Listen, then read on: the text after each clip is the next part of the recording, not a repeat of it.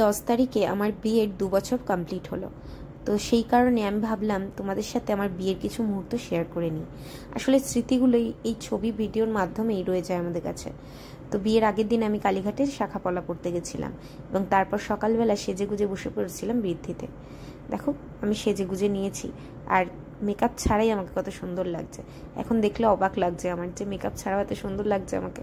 তো যাই হোক, আর পেছনে বাবা বৃদ্ধির কাজ করছে, এরপর আমি বসবো। তো এই দিনটার কথা মনে পড়লেই আমার অবাক লাগে যে এই দিনটার পর থেকে আমার জীবনটা পুরো পাল্টে গেছে। আসলে বিয়ের আগের জীবনটা আর বিয়ের পরের জীবনটা আকাশ পাতাল তফাৎ। যাই হোক, এখানে দেখো কুলো সাজানো হয়েছে আর কলসি সাজানো হয়েছে, পান পাতা সাজানো হয়েছে, যা হচ্ছে জল তুলতে। আসলে গায়ে হলুদের জলটা পুকুর থেকে আসবে। তো সবাই মিলে দেখো হলুদ রঙের শাড়ি টাড়ি পরে রেডি। গায়ে হলুদ হবে তো তাই সবাই হলুদ রঙের শাড়ি পরেছিল। আমি বলেছিলাম সবাই হলুদ পরো।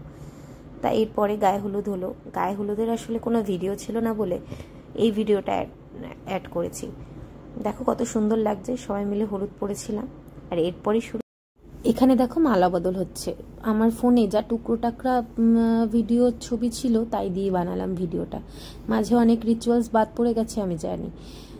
আসলে সব তো ছবি বা ভিডিও রাখা সম্ভব না, যা মোটামুটি থাকে তাই দিয়ে বানালাম। জানো তো, বিয়ের পর মানুষের জীবনটা পুরো অন্যরকম হয়ে যায়। বিয়ের আগের জীবন আর পরের জীবনের মধ্যে আকাশ পাতাল তফাৎ। কিন্তু তোমার পাশের মানুষটা যদি ভালো থাকে তাহলে তোমার সারাটা জীবন ভালোভাবে কেটে যাবে।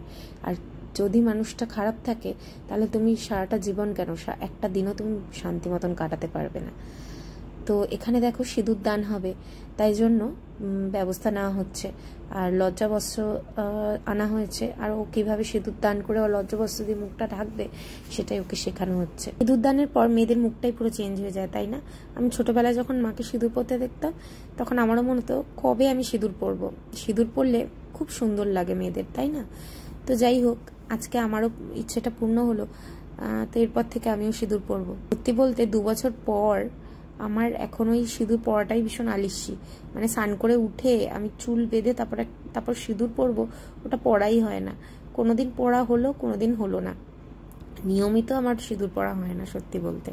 আসলে মানুষ যেটা চায় সেটা পেয়ে যাওয়ার পর তার আর গুরুত্ব থাকে না। ঠিক বলেছি কিনা? এবার শুরু হলো 7 পাক। আচ্ছা, 7 পাকে বাঁধা পড়ার সময় আমরা যে প্রতিজ্ঞাগুলো করি সেগুলো কি সব রাখতে পারি? না, পারি না। আসলে আমরা প্রতিজ্ঞা করি ভাঙার জন্য। আমরা একই দিনেই রেজিস্ট্রিও করেছিলাম। তো এখানে উকিল চলে এসেছিল আর আমরা দুজনেই আইনি পত্রে সাইন করে ফেললাম। আর আমরা আইনত স্বামী স্ত্রী হয়ে গেলাম।